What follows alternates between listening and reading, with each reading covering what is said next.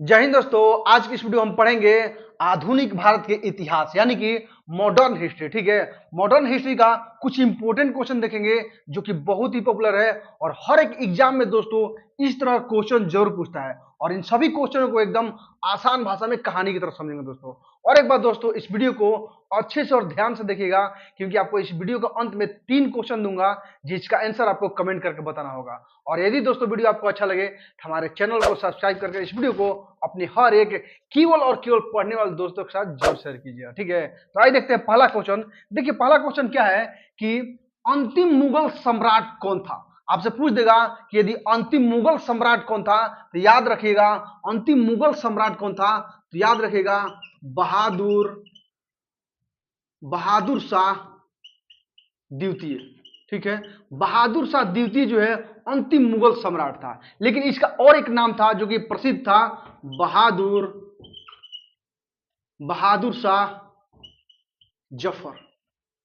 ठीक है, बहादुर शाह जफर के नाम से यह प्रसिद्ध था। बहादुर शाह द्वितीय इसका नाम था, लेकिन यह फेमस किस नाम था तो बहादुर शाह जफर के नाम से फेमस था। तो अंतिम मुगल सम्राट कौन हुआ, बहादुर शाह जफर। कहीं कहीं आपको बहादुर शाह द्वितीय भी देखने को मिलेगा, इसीलिए दोनों नाम आप याद रखिए। ठीक है, एक और क्वेश्चन बनता है इनसे कि 1857 की क्रांति के समय, 1857 के क्रांति के समय मुगल बादशाह कौन था, मुगल बादशाह।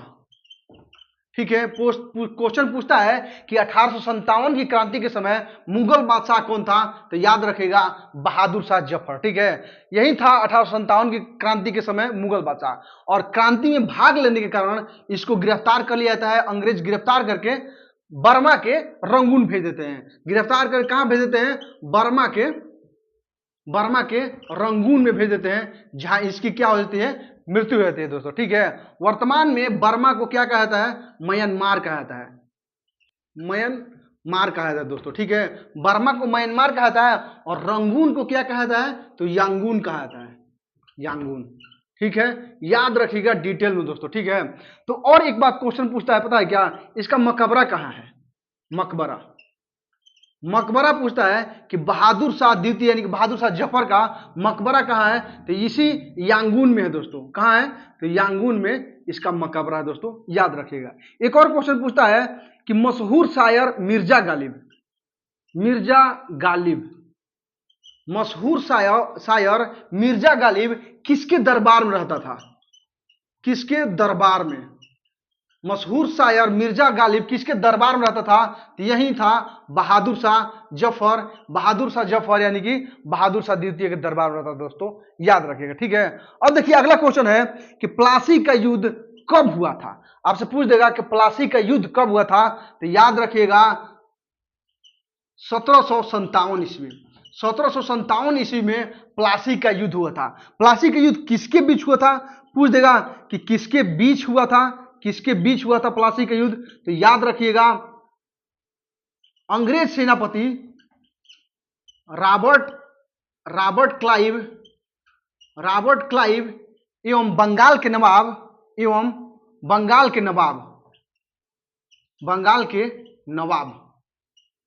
रॉबर्ट क्लाइव एवं बंगाल के नवाब कौन था, सिराजुद्दौला।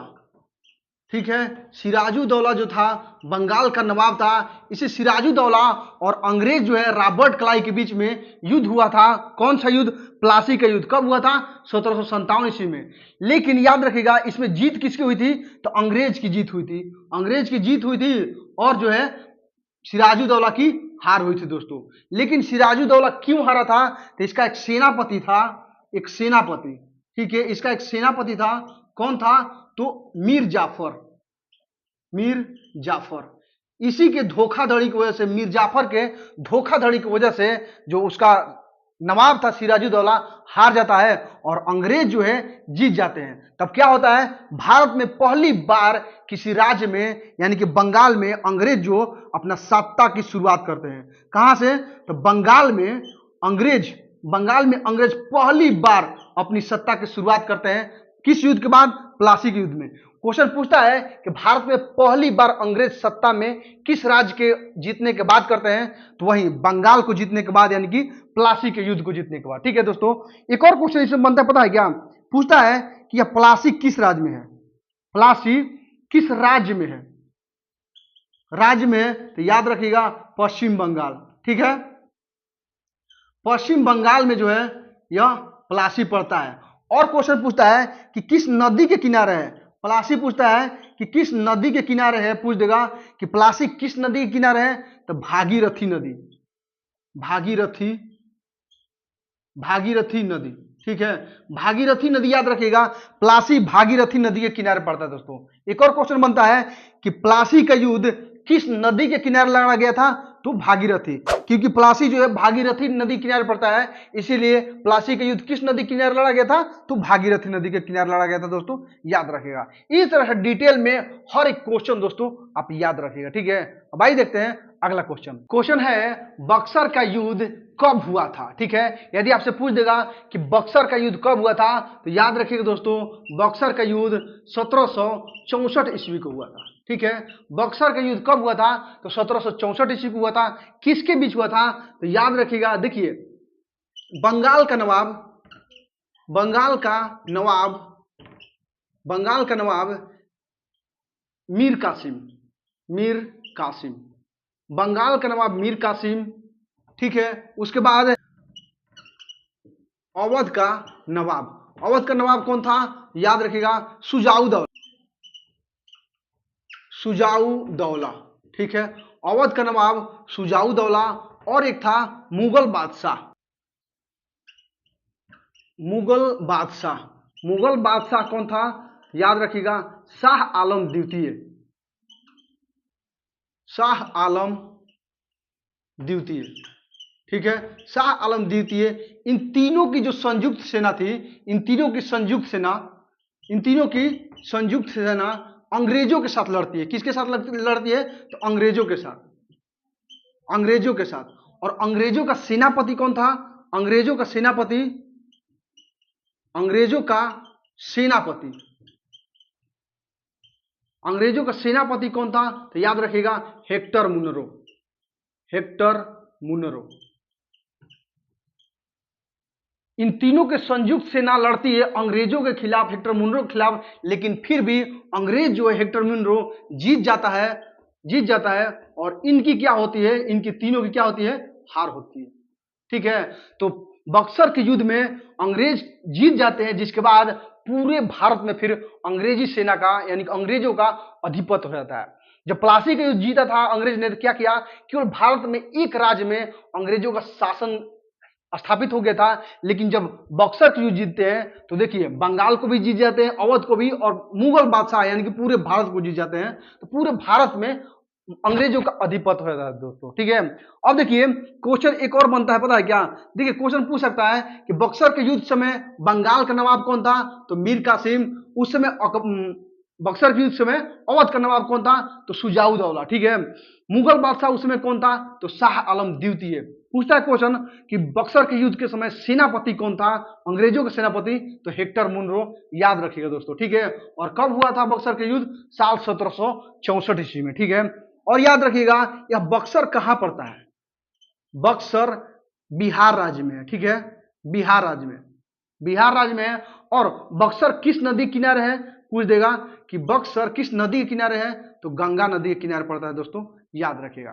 क्वेश्चन पूछता है, इंपॉर्टेंट क्वेश्चन है। ठीक है, अब देखिए अगला क्वेश्चन क्या है कि भारत आगमन के समय वास्को डी गामा का भव्य स्वागत किसने किया था। यानी कि जब वास्को डी गामा भारत आया था, तो उसका भव्य स्वागत किसने किया था, तो याद रखिएगा किसने भव्य स्वागत किया था, तो राजा जमोरिन, राजा जमोरिन,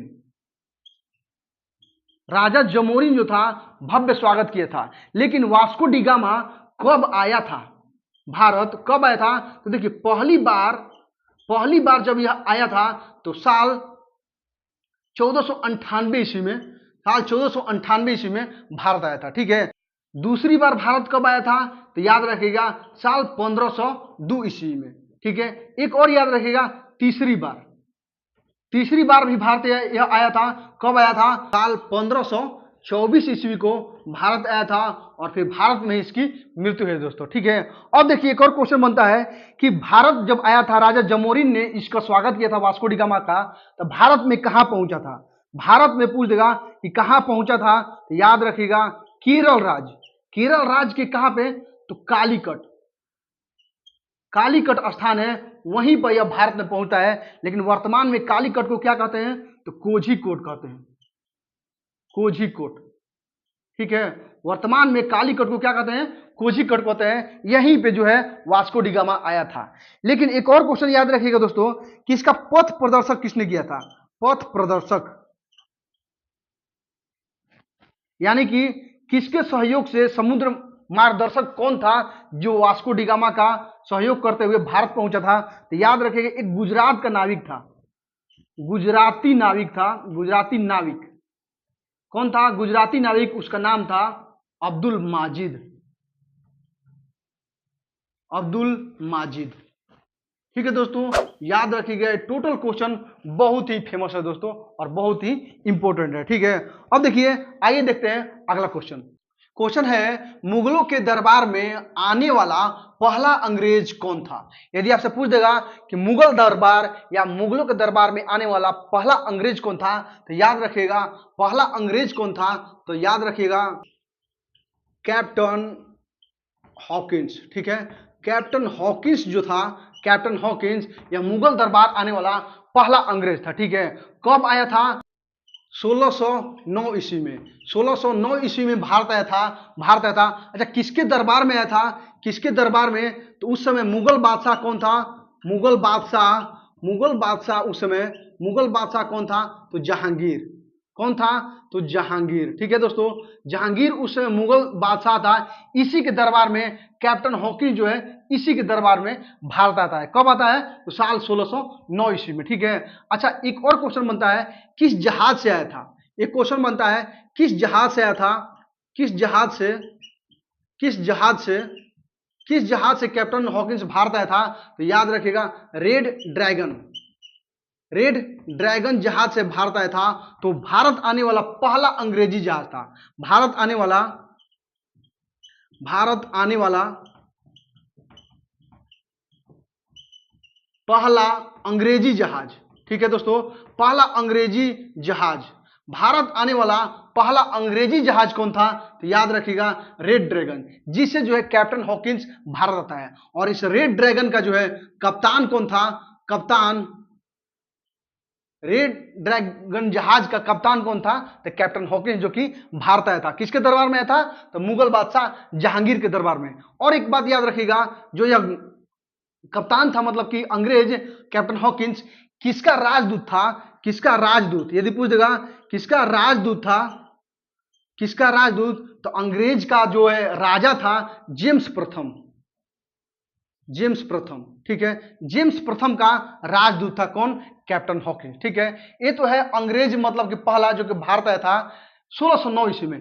एक और अंग्रेज था, उसका नाम याद रखिएगा sir Thomas Roe, sir Thomas Roe, sir Thomas Roe. ये भी जो है भारत आया था और किसके दरबार में आया था? मुगल के दरबार में आया था, यानी कि जहांगीर के दरबार में था।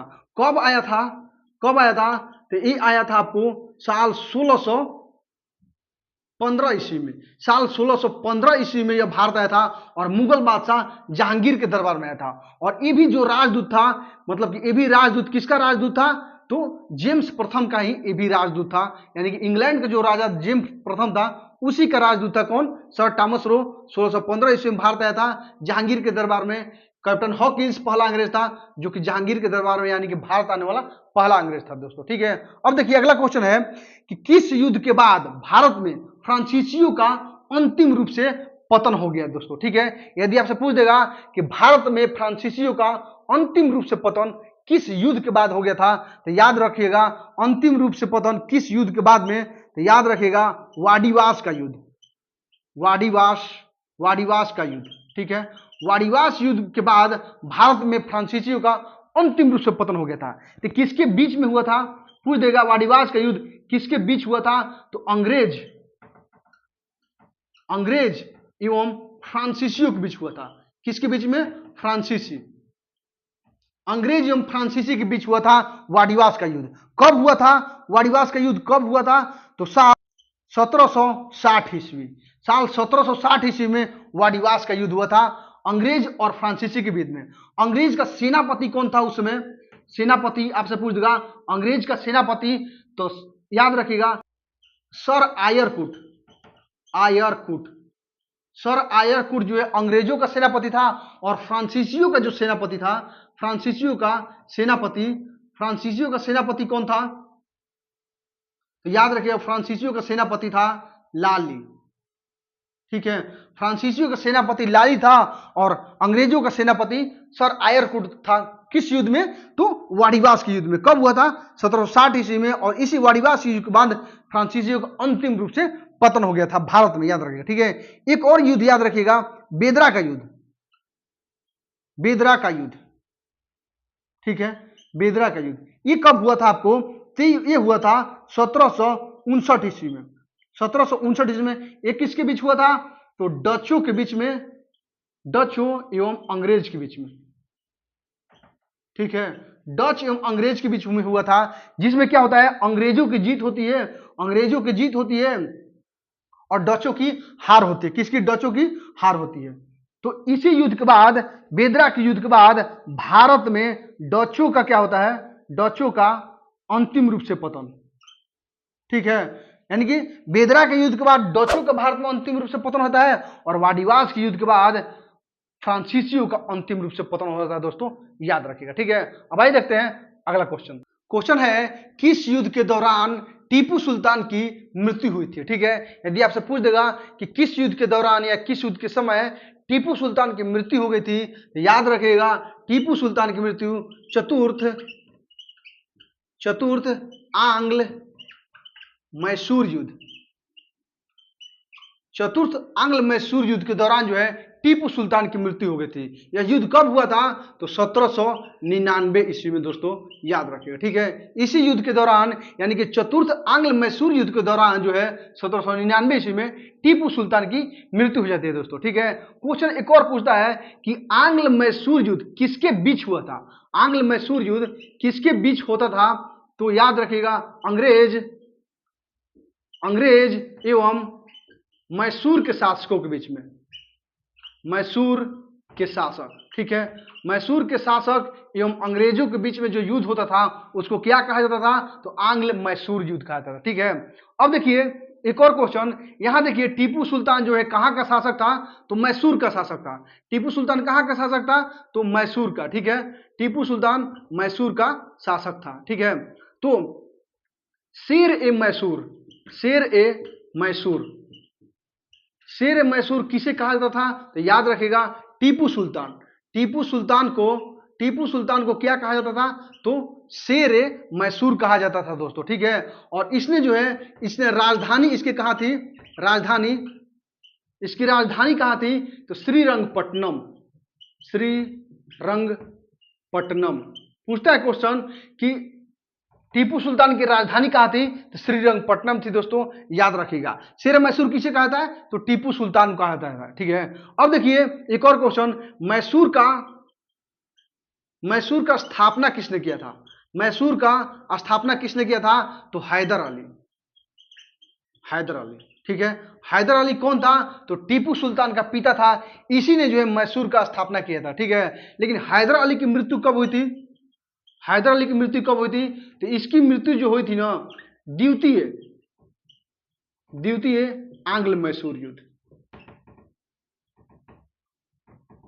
ठीक है, द्वितीय आंग्ल मैसूर युद्ध के दौरान जो है हैदर अली की मृत्यु हो गई थी और चतुर्थ आंग्ल मैसूर युद्ध के दौरान जो है टीपू सुल्तान की मृत्यु हो गई थी। दोस्तों याद रखिएगा। ठीक है, अब देखिए अगला क्वेश्चन, सिखों के 10वें एवं अंतिम गुरु कौन थे? आपसे पूछ देगा यदि कि सिखों के 10वें गुरु कौन थे या सिखों के अंतिम गुरु कौन थे, तो दोनों का एक ही है। याद रखिएगा गुरु गोविंद सिंह।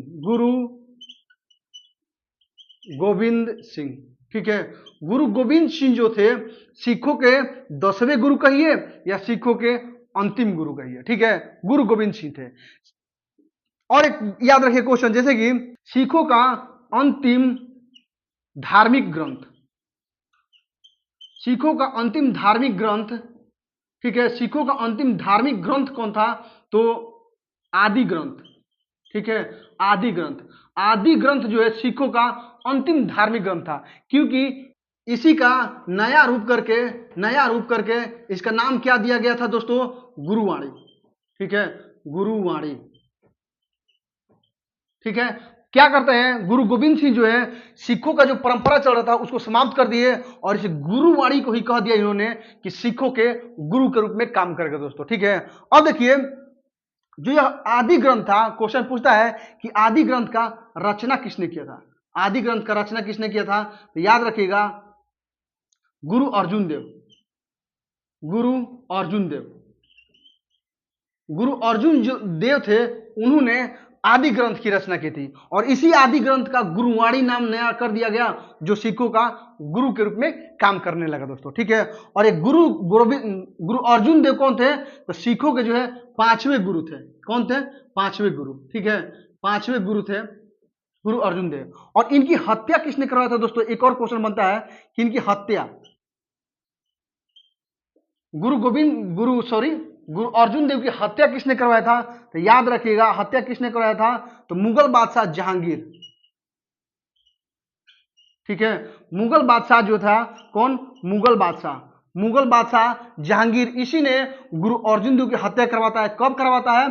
तो साल 1606 ईस्वी, साल 1606 ईस्वी में हत्या करवाता है। क्यों करवाता है? तो इसका पुत्र था, जहांगीर का पुत्र था खुसरो, ठीक है। इसी की सहायता करने के कारण खुसरो जो है गुरु अर्जुन देव से अपनी मिलने के लिए गया था, तो समझ आता है कि जहांगीर किसने खुसरो की सहायता की है, इसीलिए जो है गुस्से में आकर गुरु अर्जुन देव की जहांगीर ने हत्या करवाता है। कब? 1606 ईस्वी में दोस्तों, ठीक है, याद रखिएगा।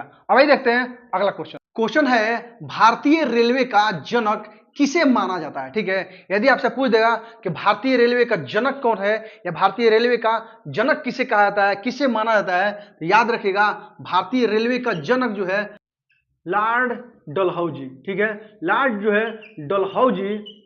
लॉर्ड डलहौजी को भारतीय रेलवे का जनक माना जाता है दोस्तों। कौन था यह? गवर्नर जनरल था जिसे भारतीय रेलवे का जनक माना जाता है, ठीक है। इसी ने क्या किया? 16 अप्रैल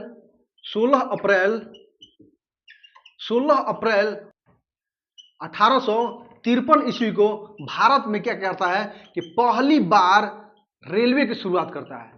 रेलवे की शुरुआत होती है दोस्तों, ठीक है। भारत में पहली बार रेलवे की शुरुआत कब होती है? तो 16 अप्रैल 1853 ईस्वी को भारत में पहली बार जो है रेलवे की शुरुआत होती है। किसने करवाया रेलवे की शुरुआत? तो लॉर्ड डलहौजी ने। इसीलिए भारतीय रेलवे का पितामह या भारतीय रेलवे का जनक लॉर्ड डलहौजी कहा जाता है दोस्तों, ठीक है। अब पूछ देगा क्वेश्चन, यदि यह भारतीय रेलवे का पहली बार रेल कहां से कहां के बीच चली थी? भारतीय रेल पहली बार कहां से कहां के बीच चली थी? याद रखिएगा मुंबई से ठाणे के बीच में, मुंबई से ठाणे के बीच में चली थी दोस्तों। और कितना चला था? तो 34 किलोमीटर। पहली बार कितना चला था दोस्तों? 34 किलोमीटर। कहीं कहीं मुंबई न देखे आपको दिया रहे क्या? बोरी बंदर, याद रखिएगा बोरी बंदर मुंबई कहीं जगह है, तो मुंबई से ठाणे याद रखिए, लेकिन कहीं कहीं मुंबई न देखे बोरी बंदर दिया रहेगा, तो बोरी बंदर से ठाणे के बीच में दोस्तों कितना चला था? 34 किलोमीटर। इसीलिए जो है 16 अप्रैल को शुरुआत हुआ था पहली बार, इसीलिए 16 अप्रैल को हर साल जो है रेलवे दिवस मनाया जाता है दोस्तों, ठीक है, रेलवे दिवस। तो प्रत्येक वर्ष जो है 16 अप्रैल को क्या मनाया जाता है दोस्तों? तो रेलवे दिवस मनाया जाता है दोस्तों, ठीक है। तो पहली बार भारतीय रेलवे की शुरुआत कब हुई? तो 16 अप्रैल 1853 ईस्वी को मुंबई से ठाणे के बीच में 34 किलोमीटर। और कौन जनक है भारतीय रेलवे का? तो लॉर्ड डलहौजी, याद रखिएगा, ठीक है। अब देखिए अगला क्वेश्चन है कि शिवाजी महाराज का राज्याभिषेक कहां हुआ था? आपसे पूछ देगा कि छत्रपति शिवाजी महाराज का राज्याभिषेक कब और कहां हुआ था? तो सबसे पहले नंबर याद रखिए कहां हुआ था? तो रायगढ़, ठीक है, रायगढ़ में हुआ था। यह रायगढ़ कहां पड़ता है दोस्तों? तो महाराष्ट्र, यानी कि महाराष्ट्र के रायगढ़ में हुआ था। कब हुआ था पूछ देगा, तो याद रखिएगा 1764 ईस्वी, ठीक है। 1764 ईस्वी में शिवाजी महाराज का राज्याभिषेक हुआ था दोस्तों, ठीक है। अब देखिए क्वेश्चन पूछ देगा कि इनका राज्याभिषेक किसने करवाया था? किसने, यानी पंडित कौन था, क्वेश्चन पूछता है तो याद रखिएगा श्री गंगा भट्ट। ठीक है, श्री गंगा भट्ट जो एक प्रसिद्ध विद्वान था, पंडित था, कहाँ का था यह, वाराणसी का, वाराणसी जिसे कि काशी भी कहा जाता है दोस्तों। ठीक है, वाराणसी का प्रसिद्ध पंडित यानी कि विद्वान था श्री गंगा भट्ट, इसी ने जो है महाराज छत्रपति शिवाजी महाराज का राज्याभिषेक करवाया था दोस्तों। लेकिन यह जो मूल रूप से जो है ना, मूल रूप से यह बनारस का रहने वाला था, वाराणसी का। ठीक है, लेकिन मूल रूप से यह कहाँ का था, महाराष्ट्र। ठीक है, मूल रूप से कहाँ का, तो महाराष्ट्र का रहने वाला था, लेकिन यह लंबे समय से क्या कर रहा था, तो वाराणसी में रह रहा था। और कौन था, तो श्री गंगा भट्ट, इसी ने जो है राज्याभिषेक कराया था छत्रपति शिवाजी महाराज का दोस्तों, याद रखिएगा। ठीक है, उम्मीद है दोस्तों आपको जितना मैंने क्वेश्चन बताया अच्छी तरह से समझ में आ गया होगा दोस्तों। अगर वीडियो दोस्तों आपने अच्छे से और ध्यान से देखा है तो अब आइए आपको 3 क्वेश्चन देता हूं जिसका आंसर आपको कमेंट करके बताना है। ठीक है, क्वेश्चन पहला है, भारत आने वाला पहला अंग्रेजी जहाज कौन था दोस्तों। ठीक है, अब देखिए क्वेश्चन दूसरा है, मशहूर शायर मिर्जा गालिब किसके दरबार में रहता था। क्वेश्चन तीसरा है, सिखों के 5वें गुरु अर्जुन देव की हत्या किसने करवाया था। इन तीनों क्वेश्चनों का आंसर दोस्तों आपको कमेंट करके बताना है। और यदि दोस्तों वीडियो आपको अच्छा लगे, हमारे पढ़ाने का तरीका आपको पसंद है, तो हमारे चैनल को सब्सक्राइब करके इस वीडियो को अपने हर एक केवल और केवल पढ़ने वाले दोस्तों का जरूर शेयर कीजिएगा, ताकि आपके दोस्तों को लाभ मिले और हमें भी आपका सपोर्ट मिल जाए। मिलते हैं फिर आपसे अगली वीडियो में, तब तक के लिए आप मस्त रहे, मन लायक पढ़ते रहे। जय हिंद।